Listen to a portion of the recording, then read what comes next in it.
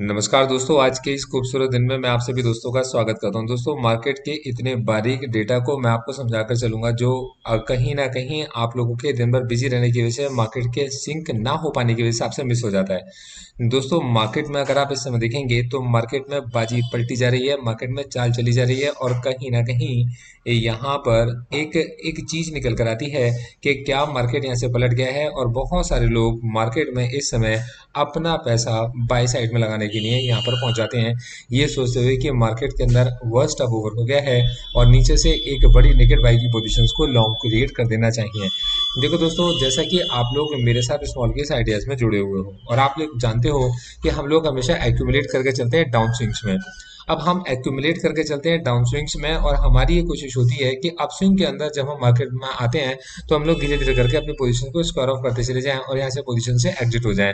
इसी तरीके की मतलब मैं रिसर्च रिकमेंडेशंस मैं आपको डिफरेंट स्टॉक्स में देता हूँ और मैं आपको स्टॉक स्पेसिफिक मतलब बताकर भी चलता हूँ कि किस स्टॉक को किस जगह के आसपास हमें एवरेज किया जाना चाहिए, मतलब एवरेजिंग आ सकती है। अब मैं कोई नया कॉन्सेप्ट लगाकर नहीं चल रहा, मार्केट के अंदर बड़े मार्केट पार्टिसिपेंट भी यही करते हैं। वो ये बात जानते हैं कि मार्केट के अंदर कैश के में देखिएगा कि कैश में सिक्योरिटीज क्यों बाय करना, मतलब स्टॉक्स जिसके पास होंगे मार्केट में वो राजा है, मार्केट के अंदर वो जीतेगा। मार्केट में डीआईज हो या एफआईज हो, बड़ी फाइट हमेशा डीआईज और एफआईज के बीच में होती है और यहाँ पर डीआईज और एफआईज बड़े इन्वेस्टर्स के पास में पैसा भी जो होता है वो रिटेल इन्वेस्टर्स का ही किसी ना किसी तरीके से आया हुआ होता है। तो यहाँ पर ये बड़ा पैसा बनाने की कोशिश कर रहे होते हैं एक दूसरे से पैसा लेकर और ये पैसे से पैसा कमाते हैं और पैसे को घुमा रहे होते हैं। अब 20,167 के पास में मार्केट पार्टिसिपेंट ने अपनी पोजीशन को खाली किया।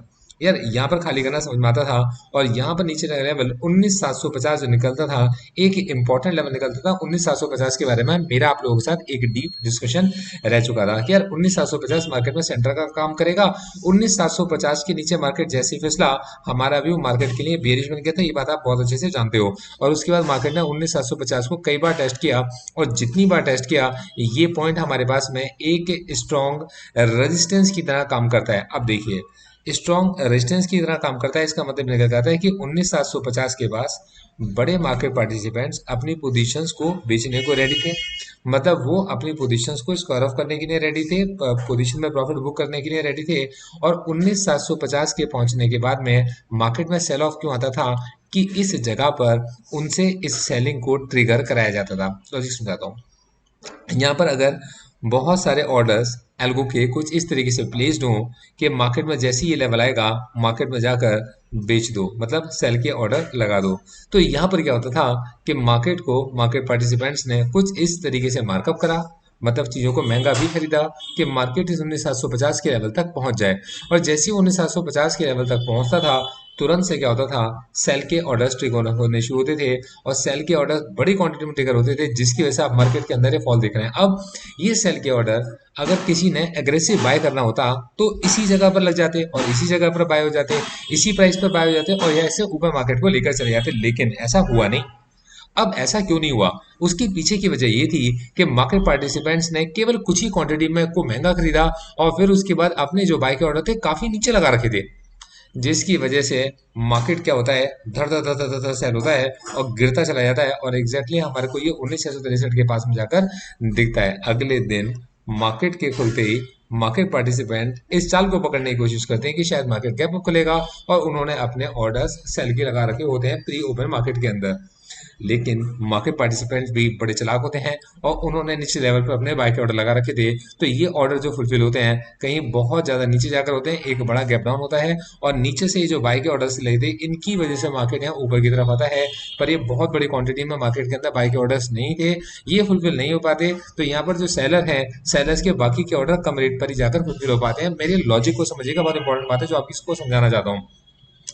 तो यार मार्केट के अंदर मार्केट पार्टिसिपेंट्स ने एग्जैक्टली क्या करा, उन्होंने ऊपर की जगह पर बहुत छोटी क्वांटिटी में बाय करा और नीचे लेवल पर जाकर उन्होंने पार्ट्स में इसको एक्यूमुलेट करना शुरू करा। मतलब उन्होंने क्या करा, डाउन स्विंग में ज्यादा खरीदा लेकिन एक साथ सारा नहीं खरीदा, कि जिसकी वजह से मतलब उनके सारे जो सेल के ऑर्डर्स हैं जो लगे हुए हैं या लगने हैं या लगने वाले हैं वो कंज्यूम हो जाए, ऐसा उन्होंने नहीं किया। उन्होंने बहुत छोटी छोटी क्वांटिटी को ऊपर से एवरेज करना शुरू करा और यहाँ पर आप मार्केट्स को देख भी सकते हो और मैं आपको हर रोज FIDS का डेटा रीड करके ये समझाने की कोशिश करता भी हूँ। अब दोस्तों उसके बाद में कहीं 19,577 के बाद मार्केट में एक छोटा कंसोलिडेशन होना शुरू हुआ और यहाँ पर ऐसा लगा, लॉजिक समझिएगा, बड़ी प्यारी बात है, यहाँ पर कहीं पर बड़े प्लेयर्स को ऐसा लगा कि इस जगह पर एक सपोर्ट बनती चली आ रही है, तो यहाँ पर एक बड़ी क्वांटिटी को ऑफलोड कर देते हैं। जैसे ही उन्होंने बड़ी क्वांटिटी को ऑफलोड करना चाहा, बाय के कुछ ही ऑर्डर्स लगे पड़े थे और फिर उसके बाद मार्केट के अंदर एक बड़ा सेल ऑफ आता है। 19,260 19,225 एक ऐसी सपोर्ट का काम करता था जहां मार्केट पार्टिसिपेंट ने बड़ी बाइंग की होगी, बड़ा रिवर्सल आने के चांसेस बनते थे और इसको हम लोगों ने ऑब्जर्व भी किया था। और फिर उसके बाद मार्केट ने आपके सामने एक इतिहास रच दिया, इतना बड़ा फॉल, और 26 अक्टूबर को मार्केट पार्टिसिपेंट्स की पोजीशन जो कि रोल ओवर होनी चाहिए थी, शॉर्ट्स कवर होने चाहिए थे, कहीं ना कहीं मार्केट हमारे को एक झटका देकर गया 18,825 का। मैंने आप लोगों को बता दिया था कि 19,225 जब तक नहीं निकलेगा, क्योंकि एग्जैक्टली ये 19,750 के जैसा एक स्ट्रॉन्ग रेजिस्टेंस है, जब तक 19,225 मार्केट नहीं निकाल देगा, मुझे मार्केट पर यकीन नहीं है, मेरा व्यू मार्केट को लेकर बुलिश नहीं है, हम एग्रेसिव बाइंग पर ध्यान नहीं देंगे। हाँ, लेकिन ये एक की लेवल जरूर बनता है जिस जगह पर हम लोग अपनी पोजीशंस को एवरेज करने की रिकमेंडेशन हमारे क्लाइंट के साथ में शेयर करके चल रहे हैं, क्योंकि हमने जिन स्टॉक्स को छांट रखा है ये वो स्टॉक्स हैं जो कि डिमांड से ड्रिवन स्टॉक्स हैं, ये वो स्टॉक्स हैं जिनके कंज्यूमर बेस बढ़ ही रहे हैं, ये वो स्टॉक्स हैं जिनकी आने वाले वक्त में डिमांड बढ़ने के चांसेस ज्यादा हैं। तो उन स्टॉक्स के अंदर एवरेजिंग को इस पॉइंट पर जिस जगह पर वो स्टॉक सस्ते मिल रहे थे, ना केवल हम लोगों ने इंडिविजुअल स्टॉक्स के बारे में अपडेट दिया, हम लोगों ने ये भी समझाने की कोशिश की कि पूरी बास्केट को भी अगर कोई एवरेज एक साथ अपना करना चाहता है तो कर सकता है। इसके अलावा हम लोगों ने एक नई चीज ये भी निकाली कि आप में से बहुत सारे लोग जो इंडिविजुअल हमारी रिसर्च रिकमेंडेशंस को लेना चाहते हैं, जो सिर्फ ये चाहते हैं कि उनके पोर्टफोलियो के स्टॉक्स को स्टडी करा जाए और उनको बताया जाए कि इन पर्टिकुलर स्टॉक्स को किस जगह पर एवरेज किया जा सकता है, किन किन पॉइंट्स पर एवरेज किया जा सकता है और किन पॉइंट्स पर इनको एग्जिट कर देना चाहिए या इनका ये मैक्सिमम पोटेंशियल हमारे को लगता है जहाँ से बाहर निकल जाना चाहिए। तो उस सर्विसेज को भी हम लोगों ने स्टार्ट किया, इंडिविजुअल स्टॉक्स को स्टडी कर आपको उनकी रिसर्च देने की सर्विस, अगर आप चाहते हैं साथ जुड़ना तो दोस्तों मेरे पास में आप लोगों के व्हाट्सएप मैसेज मेरे को मिलने शुरू हुए। तो दोस्तों यहाँ मैं आपको समझाता हूँ कि 18,825 के पास मार्केट पार्टिसिपेंट्स ने कुछ, आप लॉजिक समझ के चलिएगा, मार्केट को गैप अप खोला। उन्होंने ये कहा, मतलब ये कैंडल्स ये हमारे को दर्शाती हैं 30 मिनट के टाइम फ्रेम पर कि भाई मार्केट गैप अप खुला है, मार्केट गैप अप खुला है। जिस सामान को कल तुम लोग सस्ता बेचकर गए हो, अगर तुम पे कुछ और क्वांटिटी है तो यहाँ पर आओ बेच दो, कोई बात नहीं, हम खरीद लेते हैं। मतलब मार्केट इस जगह पर गैप अप खुला और गैप अप खोलने के पीछे इनका मकसद केवल इनके सेल के ऑर्डर्स को ट्रिगर कराना था, इनका मकसद सच में खरीदना नहीं था, ये सच में इतनी महंगी खरीदारी नहीं करके जाना चाहते थे, ये बहुत छोटी क्वांटिटी के अंदर ये खरीदारी करके चल रहे थे, मतलब अपनी पोजीशंस के एवरेज करके चल रहे थे, क्योंकि ये बात जानते हैं कि मार्केट पार्टिसिपेंट्स के पास बेचने के लिए भी बहुत कुछ है और ये बहुत कुछ बेच के डर की वजह से जा सकते हैं, एफआईज डर की वजह से सेल करके जा सकते हैं, क्योंकि एफआईज सस्ता भी बेच जाते हैं। रीजन उसका उनके पास में फ्यूचर एंड ऑप्शंस के अंदर जो उनकी पोजीशंस हैज हो रही हैं वो होता है, समझिएगा ध्यान से। तो कहीं ना कहीं एफआईज मार्केट में अपने माल को सस्ता बेच जाए और डीआईज निचली पोजीशंस पे जाकर उसको खरीद लें, ये कहीं ना कहीं मेरे को ऐसा लगता है, मैं गलत भी हो सकता हूं, कि मार्केट के इस डेटा में ये छुपा हुआ है। अब देखिएगा, तो ये रीजन था, मेरे को लगा कि यार ये जो तेजी है इस तेजी के ऊपर मुझे यकीन अभी नहीं करना है। 19,225 एक बहुत महंगा लेवल है, 18,825 से लेकर 19,225 तक मार्केट को ऊपर लेके जाने के लिए सचमुच के लिए बहुत बड़ी बाइंग चाहिए और सेलर्स की सेलिंग स्टॉप भी होनी चाहिए कि सेलर्स नहीं सस्ता बेचकर राजी ना हो। तो यहाँ पर इन्होंने केवल सेल के ऑर्डर्स को ट्रिगर कराने के लिए इस जगह पर अपनी पोजीशंस को बाय में लिया। और आप ये देखेंगे भी कि मार्केट के अंदर इस समय जो न्यूज चलनी शुरू हुई है वो ये कि भैया वर्स्ट इज ओवर और मार्केट के अंदर अब तो इन्वेस्ट करना शुरू कर दो। देखिए, मेरी ऐसी कोई रिकमेंडेशन नहीं है और मेरा यहाँ पर व्यू भी पॉजिटिव अभी नहीं बनता है, क्योंकि हम अभी एक्यूमुलेशन जोन में, हम उसी जगह पर हैं जहां पर हमें जो भी चीज सस्ती मिल रही है हम उनको इकट्ठा कर रहे हैं। हाँ, हम ऐसे स्टॉक्स को पकड़ के चल रहे हैं जिनके फंडामेंटल्स ऐसे हैं कि उन पर यकीन किया जा सकता है, फंडामेंटल्स की वजह से उन पर यकीन किया जा सकता है, प्राइस पर हमारा भरोसा नहीं है। तो देखिएगा, इस जगह पर हमने ये ऑब्जर्व किया कि मार्केट इस समय पर 19,060 के पास में क्लोज देता है। अब मार्केट पार्टिसिपेंट्स के दिमाग में होगा कि यार कोई बात नहीं, अब तो मार्केट तेज खुलेगा ही, और पॉसिबिलिटीज हो सकता है मंडे को भी तेज खुले। मंडे को भी अगर मार्केट तेज खुला और उसने अगर 19,225 नहीं निकाला, तब मेरा यकीन बढ़ जाता है इस बात पर कि शायद मार्केट पार्टिसिपेंट वापस इनकी सेल के ऑर्डर्स को ट्रिगर कराकर इसको और ज्यादा नीचे लेकर आएंगे। मतलब मार्केट में अभी मंदी और आ सकती है, मार्केट में मंदी अभी बाकी है। आप बात समझ रहे हैं मेरी? मैं आपसे जो कहना चाहता हूँ, मेरा कॉन्सेप्ट ये है कि मार्केट के अंदर अभी एक और जगह पर, मतलब एक और जगह पर हमें ऐसी जगह ढूंढनी है जहां हम फर्दर एवरेज कर पाएंगे।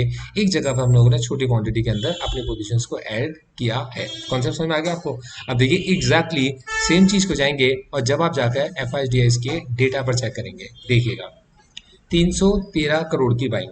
ये देखिए यहाँ पे 13,600 करोड़ की बाइंग लेवल दिखा दिया मैंने आपको कि मार्केट के अंदर जब एक तेज सेल ऑफ था, ट्रिगर हुआ था बड़ा, तब जाकर निचले लेवल पर एक बाइंग को उठाया गया। समझिएगा, आगे भी देखेंगे अगर आप तो आपको पता चलेगा 9,638 करोड़। और देखिए मैं इसमें केवल इसी की बात नहीं कर रहा, कुछ और एफ की भी बात कर रहा हूँ। 10,239 करोड़ की बाइंग है। अब देखिए 17,941 करोड़ की पोजीशंस को अगर उन्होंने आउट करा तो आगे बाय भी कर चले हैं।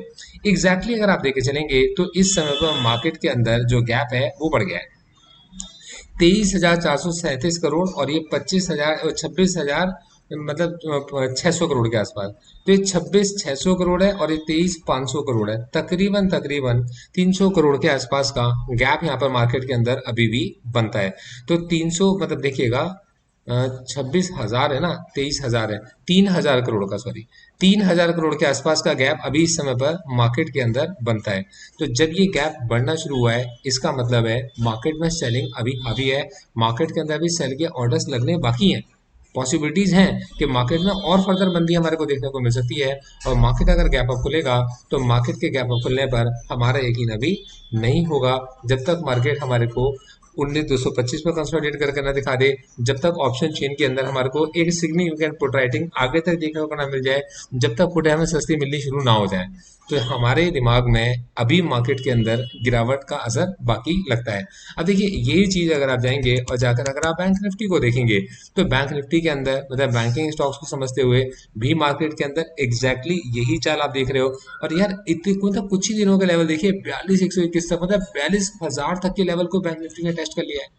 तो 42,000 तक के लेवल को बैंक निफ्टी टेस्ट कर चुकी है। और अगर आप फाइनेंस निफ्टी को देखकर चलेंगे तो फाइनेंस निफ्टी ने भी कहीं ना कहीं नीचे अपने उस लेवल को टेस्ट कर लिया है जो कि बिल्कुल ना के बराबर को भी टेस्ट कर दी थी 18,869। मतलब एक्सपेक्टेड नहीं था कि 19,000 के लेवल को फाइनेंस निफ्टी तोड़ सकती है। रीजन, यार इंश्योरेंस सेक्टर के स्टॉक्स भी इसके अंदर मौजूद हैं, फाइनेंस सेक्टर के स्टॉक्स भी इसके अंदर मौजूद हैं। ये वो सेक्टर है जिस सेक्टर के सबसे ज्यादा डिमांड लोगों को उस समय पे बढ़ती है जब फेस्टिव सीजन है। आप जितनी भी गाड़ियां खरीदेंगे आप उनका इंश्योरेंस कराएंगे, आप जितने भी मकान खरीदेंगे आप उनका इंश्योरेंस कराएंगे। तो ये वो जगह बनती थी जिस जगह पर मार्केट के अंदर इस बड़ी गिरावट के अंदर एक बड़ी बाइंग हमारे को एक्सपेक्टेड थी कि आ सकती है। लॉजिक समझ रहे हैं आप मेरी बात का?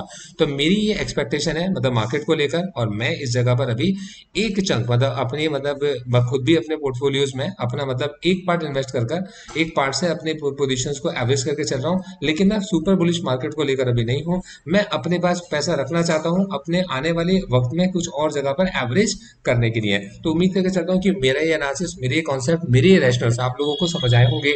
थोड़ा और जाकर अगर डेप्थ में देखोगे तो मेरे भाई मार्केट में आप डाउ जोन्स का हाल देख लो। डाउ जोन्स का हाल देखते ही आपकी समझ में बहुत सारी बातें आ जाएंगी। मैं दिखाता हूँ आपको।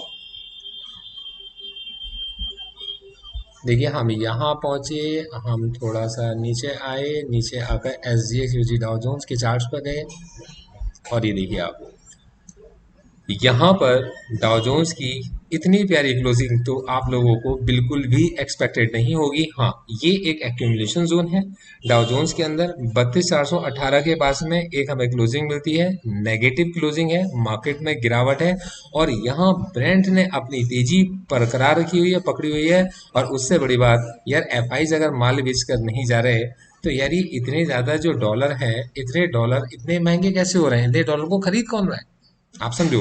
तो डीआईज यहाँ पर मार्केट में इस पोजीशन का फायदा उठा रहे हैं और वो कुछ की पोजीशंस पर इनसे इनके सेल के ऑर्डर्स करा कर नीचे लेवल पर सस्ते लेवल पर सेल को मतलब सेल के ऑर्डर्स को कंज्यूम कर रहे हैं, मतलब बाय करके चल रहे हैं। और यहाँ पर ये आप देख भी रहे हो कि एफआईज को अपना माल सस्ता बेच कर जाना पड़ रहा है और डॉलर को उन्हें महंगा खरीदना पड़ रहा है। तो इस जगह पर एक पॉइंट ये भी निकल कर आता है कि डॉलर अगर इतना ज़्यादा महंगा है तो आप ही समझो कि हमारी करेंसी इसके मुकाबले उतनी ज़्यादा वीक है।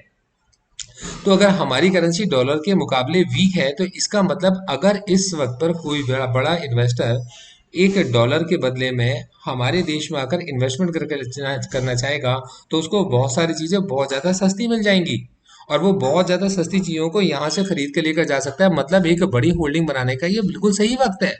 जो वाइस के द्वारा एक बड़ी होल्डिंग क्रिएट की जानी चाहिए उसका ये उनके लिए बिल्कुल सही मौका है। और हाँ, ये बात सही है। इसी चीज को बहुत सारे मार्केट पार्टिसिपेंट समझ भी रहे हैं और यहाँ पर आप इनकी सेलिंग के अंदर बाइंग को छुपा हुआ देख लोगे, आपको नजर आ जाएगा। कल मार्केट के अंदर 1500 करोड़ की सेलिंग है, 9360 करोड़ की बाइंग है और 10,860 करोड़ की नेट सेलिंग एफआईज ने की है। तो कहीं ना कहीं वो लोग भी ये बात जानते हैं कि मार्केट में जो चीज जहां पर सस्ती मिल रही है उसको कुछ जगहों पर एवरेज करने में ही उनका फायदा है। लॉजिक समझ में आ रहा है आपको? तो मेरा ये एक्सपेक्टेशन है मार्केट को लेकर कि आने वाले हफ्ते के अंदर और फर्दर हमारे को मार्केट में स्टॉक्स और सस्ते मिल सकते हैं और उसके लिए हमें पैसे अपने पास बचा कर रखने चाहिए। बाकी दोस्तों, मेरी कोई बाय सेल की आपको रिकमेंडेशन नहीं है। मैं जिस चीज को जैसे देख रहा था आप लोगों को तथ्यों के साथ मैंने वो चीज बिल्कुल वैसी बताई है। और एक भी जगह पर मैं आपको कभी रिकमेंड नहीं करूंगा कि आप किसी भी सर्विसेज को किसी की तरह अवेल करने के लिए आप जाए। हाँ, अगर आप मेरे साथ जुड़ना चाहते हैं, मेरे साथ मेरी सर्विसेज को अवेल करना चाहते हैं, तो मैं एक सेबी रजिस्टर्ड रिसर्च एनालिस्ट हूँ और मेरा काम है आप लोगों को स्टॉक्स की रिसर्च को बताना कि इस वीक के अंदर ऐसे कौन से स्टॉक्स हैं जिनको अगर आप एक्यूमुलेट करना चाहते हो तो किस लेवल पर आप उनको एक्यूमुलेट कर सकते हो। तो मैं आपके साथ में 3 तरीके की रिकमेंडेशन शेयर करके चलता हूँ। स्टॉक्स को किस जगह पर बाय करना चाहिए, बाय की, कब स्टॉक्स के अंदर बने रहना चाहिए, होल्ड की, और किस जगह पर उससे पार्शियल या फुल एग्जिट कर लेना चाहिए, मतलब सेल की। इसके अलावा आप मेरे को अगर ढूंढना चाहते हो तो मैं आपको स्मॉल केस में भी मिल जाऊंगा और मेरे इतने सारे सोशल हैंडल्स हैं जहां पर मेरी प्रेजेंस अवेलेबल है। Thank you so much, all the best.